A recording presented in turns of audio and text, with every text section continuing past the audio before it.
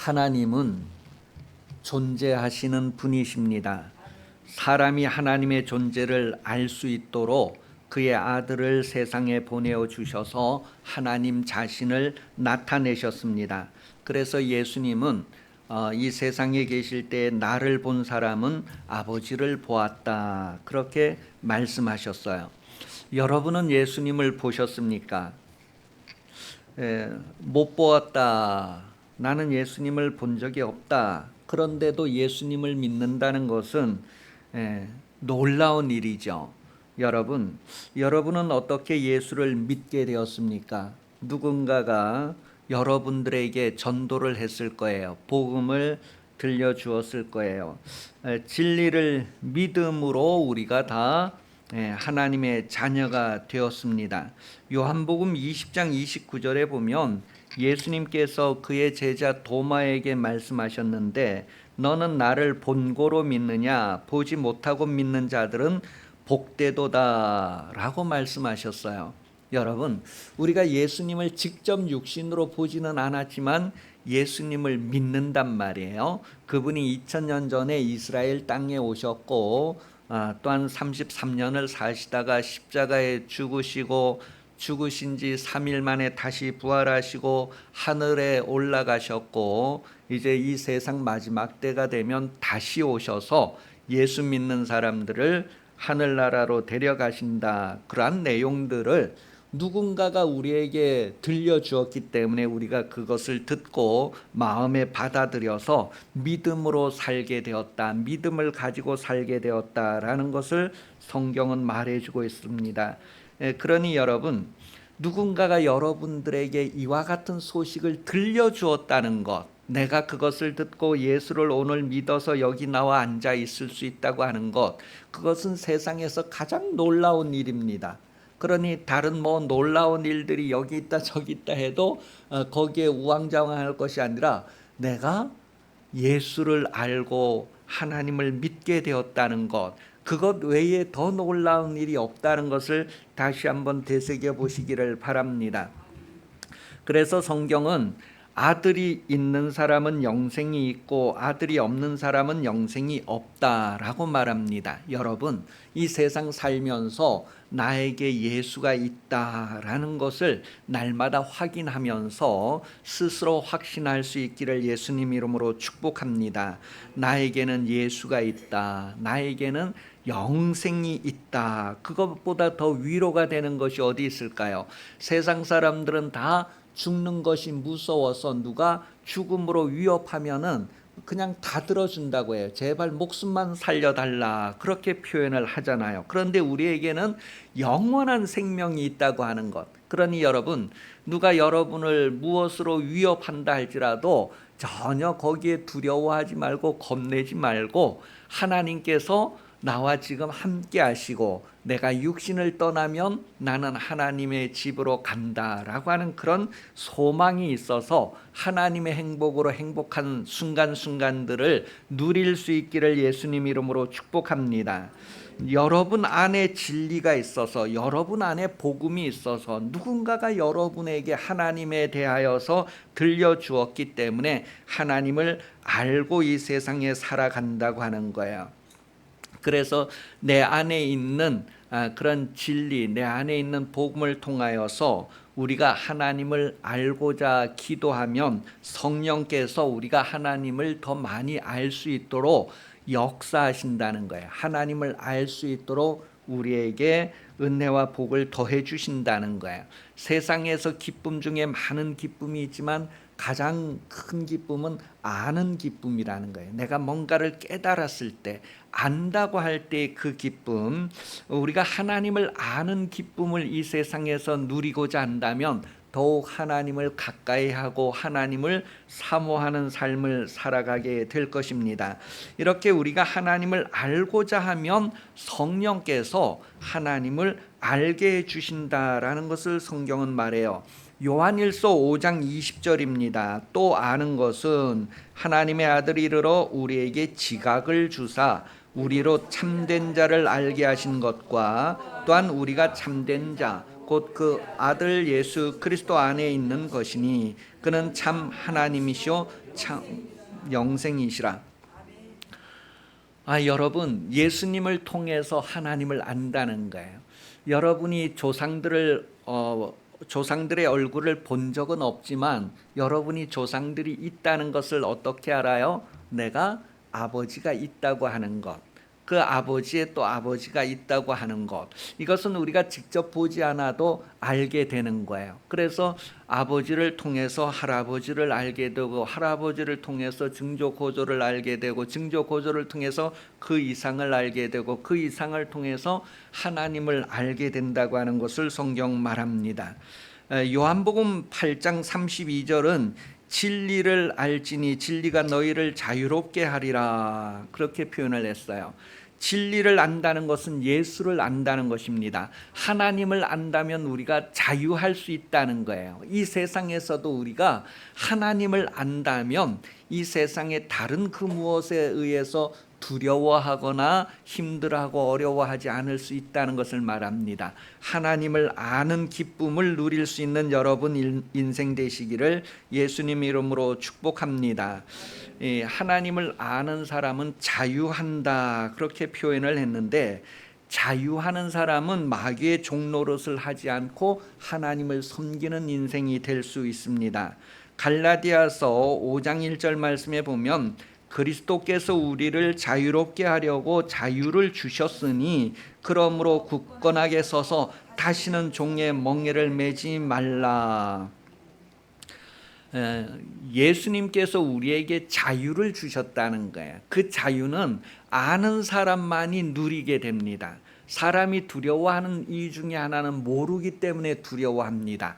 컴컴한 바닷속을 모르기 때문에 두려워하는 거예요. 한밤중에 길을 갈 때에 어두워서 잘 보이지 않고 모르는 것들이 있다는 것 때문에 두려워합니다. 그런데 하나님께서 예수 그리스도를 통하여서 우리에게 하나님을 알게 하셨다고 하는 사실이에요. 그래서 하나님을 아는 사람은 참으로 자유하는 삶을 살 수 있다. 이 땅에서 어떤 상황, 어떤 일을 만나도 두려워하거나 무서워하지 않는 삶을 살 수 있다는 거예요. 예수 믿는다면, 예수를 영접했다면 여러분도 그런 삶을 살 수 있다는 것을 확인하면서 여러분은 그런 행복을 누릴 수 있기를 예수님 이름으로 축복합니다. 우리가 이 땅에서 하나님을 아버지라고 부르면서 하나님을 섬긴다라는 삶을 삽니다. 우리가 몸을 가지고 이 세상에 살아가는 동안에 하나님을 기쁘시게 하는 그런 삶을 살아야 할 것을 성경은 가르쳐주고 있어요. 부모가 자녀를 낳았을 때에 자녀가 부모를 기쁘게 하는 것 이상 더 효도는 없단 말이에요. 부모를 기쁘게 하는 것. 그와 같이 성도라고 했을 때에는 하나님을 기쁘게 하는 삶을 살아야 한다는 것을 말하고 있습니다. 그러면 어떻게 하는 것이 하나님을 기쁘게 하는 걸까? 여러분, 부모가 되신 분도 있을 것이고 이제 부모를 두고 계신 분도 있을 텐데, 여러분, 자녀가 부모를 기쁘게 하는 방법이 무엇일까요? 자녀가 부모를 기쁘게 하는 방법. 여러분, 부모된 입장에서 자녀 때문에 내가 가장 기뻐하는 때가 어떤 때일까? 한번 생각해 보세요. 내가 부모라면 내가 자녀들 때문에, 자녀들이 어떻게 할 때 내가 가장 기쁠까? 또 내가 자녀로서 내가 어떻게 하는 것이 부모를 가장 기쁘게 하는 것일까? 많은 사람들이 알 듯하면서도 모를 듯할 거예요. 부모를 기쁘게 하는 방법 여러 가지가 있을 수 있지만 그 중에 중요한 것은 바로 부모 앞에 있어야 한다는 거예요. 자녀가 부모 앞에 있어야지만 부모를 기쁘게 한다는 것입니다. 하나님과 성도 사이를 부모와 자녀 사이라고 표현할 때에 성도들이 항상 하나님의 앞에 있어야지만 하나님을 기쁘시게 한다는 것을 말하고 있습니다. 성도가 하나님을 기쁘시게 하는 것, 바로 코람데오라고 표현을 해요. 코람데오. 그것은 하나님 앞에. 그랬을 때 나는 하나님 앞에 있는가? 나는 하나님 앞에 있어서 하나님의 기쁨이 되는가? 내가 부모 앞에 있어서 부모의 기쁨이 되는가? 여러분, 우리나라 70년대 그 이전 전후로 해서 산업화가 되면서 많은 아이들이, 많은 자녀들이 고향을 떠나서 도시로 나가게 됩니다. 그래서 다 객지로 나간다, 그렇게 표현해서 그 객지에 가서 뭐 몇 달을 얼굴을 못 보는 거예요. 그런데 그때는 뭐에 편지 한 장 보내서 편지를 볼 때에 그 얼마나 기쁘고 반가운지. 그리고 예전에는 그렇게 편지 소식을 전달해 직접 얼굴은 못 보지만 편지 글을 보고 막 반가워하고 그것을 기다리고 뭐 그러는 시대. 자식들을 군대 보내고 군대에서 아이들이 이제 편지 왔을 때 그런 것들이 너무 기쁩니다. 그런 것들을 예전에는 경험할 수 있었어요. 직접 부모 앞에서 얼굴을 보는 거가 기본인데, 그렇게 못할 때에는 글씨를 대신 보내서 부모님 앞에 자기를 두는 거예요. 그래서 자식이 부모 앞에 있는 것 이상의 부모를 기쁘게 하는 게 없다는 거죠.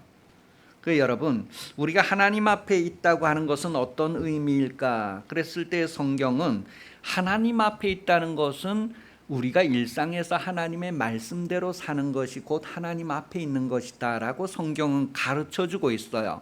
그러니 성도들이 이 세상에 살면서 하나님의 말씀대로 바르게 잘 살아가고 있다라고 하는 것이 바로 하나님 앞에 있다, 그런 표현이다라는 것을 성경은 말해줍니다.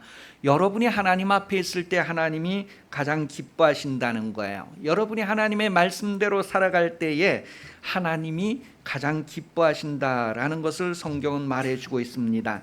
그런데 많은 사람들이 교회를 다니면서 하나님 앞에 있지 아니하고 등을 돌리고 다른 데 향하는 삶을 살아간다는 것을 깨닫게 해줍니다. 평상시에는 다른 것들을 향하여서, 성경은 구체적으로 나무를 향하여, 돌멩이를 향하여서 나를 낳은 자, 나를 양육하는 자다, 그렇게 표현하면서 뭔가 급하고 어려운 일이 생겼을 때는 하나님 나 살려주세요, 그렇게 한다라고 예레미야 2장 27절의 표현을 하고 있어요. 이 나무를 향하여, 돌멩이를 향하여, 그런 표현에서 우리가 우상숭배라는 것을 말해요. 하여간 나무를 조각해서 뭐 신상을 세우고 숭배하든지, 돌멩이를 조각해서 세우고 숭배하든지, 그런 것들. 평상시에는 다른 우상을 섬기면서 급하고 어려운 일이 생겼을 때는 아이고 하나님. 어떤 스님이 겨울에 강을 건너가다가 얼음이 막 짜자직하고 금이 가니까 아이고 하나님 그러대. 그러니까 모든 사람은 본능적으로 뭐해? 일상적일 때는 돌을 섬기고 나무를 섬기고 막 다른 우상을 주고 막 거기에 막 따라가고 정신없이 더 가지하고 막 그러다가도 목숨의 위험이 올 때에는 하늘을 쳐다본다. 하나님 나 살려주세요. 예레미야 2장 27절입니다.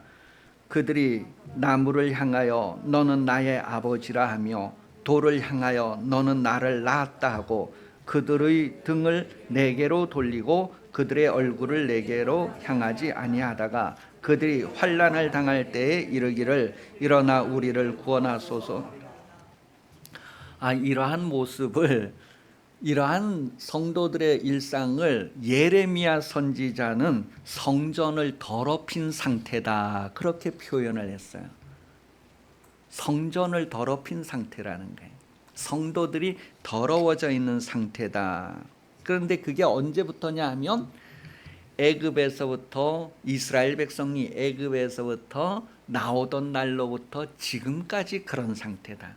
여러분이 예수를 믿기 시작하면서 오늘까지도 그런 모습, 그런 상태가 아닌가를 좀 다시 한번 확인해 보라고 오늘 거울로 그러한 말씀들을 예레미야서는 우리에게 확인을 해주고 있어요.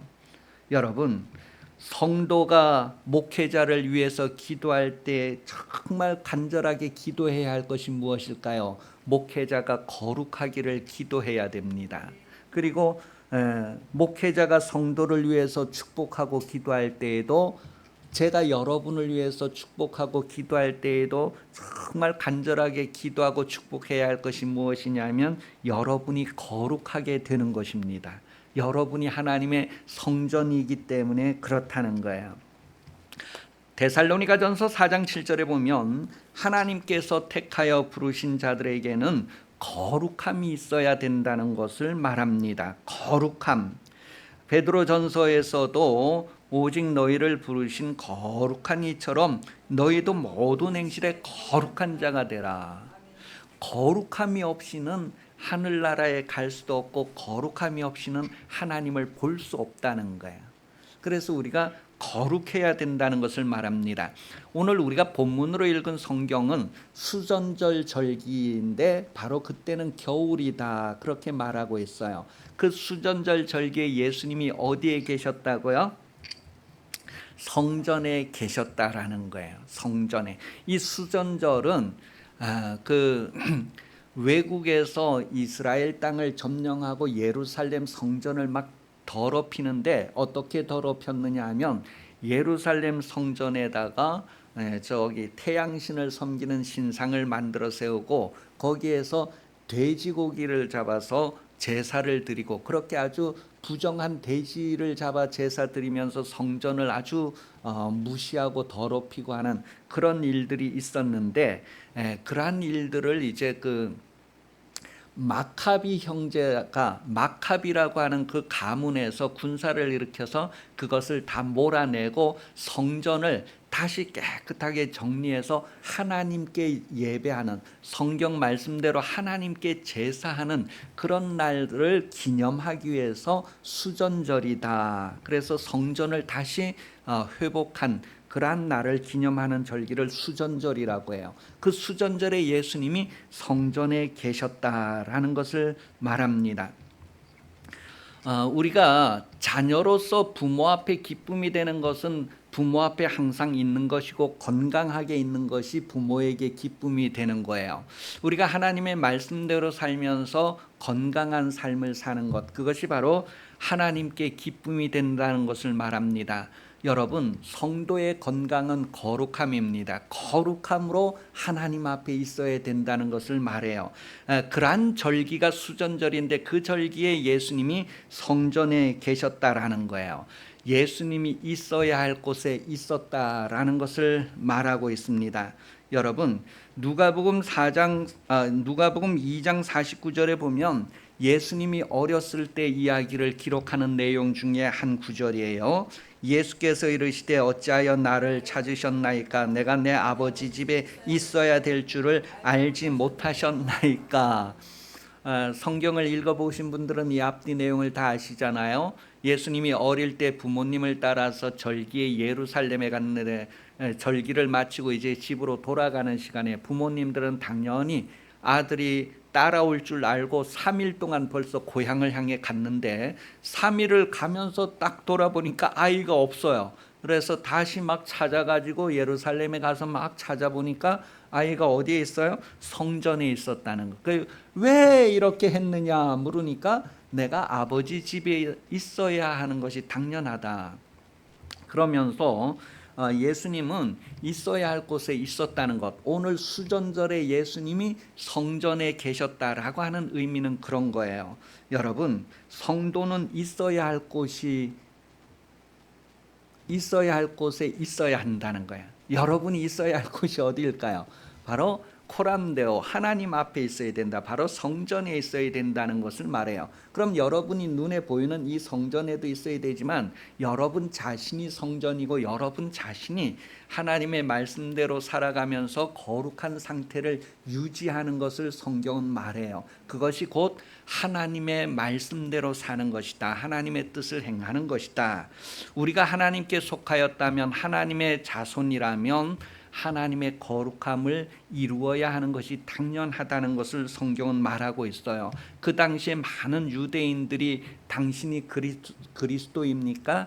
당신이 하나님의 약속된 구원자입니까? 계속 그렇게 묻는데 예수님은 이미 내가 다 얘기해 줬다는 거예요. 이미 내가 다 얘기했는데 너희가 내 말을 받아들이지 않는다는 거예요.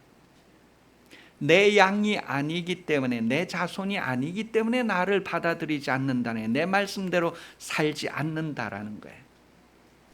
여러분이 정말 예수를 믿음으로 하나님의 자녀가 되었다는 것을 알고 믿으면서 여러분의 거룩함을 이루어서 여러분이 하나님 앞에 있다고 하는 것, 하나님의 말씀이 항상 여러분들에게 들려져서 그대로 듣는다고 하는 것은 그냥 귀로만 듣는 것을 얘기하는 것이 아니라 듣고 행하는 것을 얘기합니다. 사도행전에서 고넬료의 가정 이야기를 할 때에 고넬료의 가정이 다 하나님 앞에 모였다, 그런 표현을 사도행전 10장에 하고 있어요. 사도행전 10장에 보면 고넬료의 가족이 다 하나님 앞에 모여 있다. 무엇 하려고 모였어요?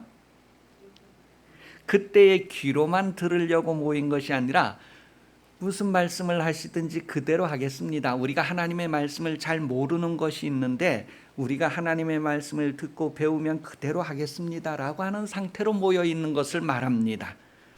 그래서 사무엘이 어릴 때부터 성전에서 쭉 자라면서 아직 하나님의 말씀을 들어본 경험이 없을 때 하나님이 사무엘을 부르잖아요. 그때에 엘리 제사장이 사무엘에게 가르쳐 준 것이, 다시 한번 하나님이 너를 부르면 이렇게 대답해라.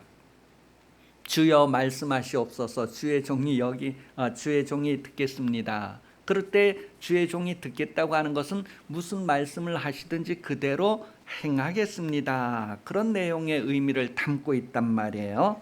여러분이 이 땅에 사는 동안에 하나님은 여러분의 거룩하기를 원하십니다. 그래야지만 영원히 하나님 앞에 있을 수 있기 때문에 그렇습니다. 하나님은 거룩하시니 그 거룩하신 하나님 앞에 있는 것은 바로 거룩함으로만 있을 수 있다는 거예요. 거룩하게 하시려고 여러분에게 계속해서 말씀하시는 하나님, 그 말씀을 여러분이 영접하고 그 말씀이 여러분에게서 풍성하게 열매 맺음으로 말미암아 하나님 앞에서 항상 하나님을 기쁘시게 하는 여러분 되시기를 예수님 이름으로 축복합니다. 기도하겠습니다.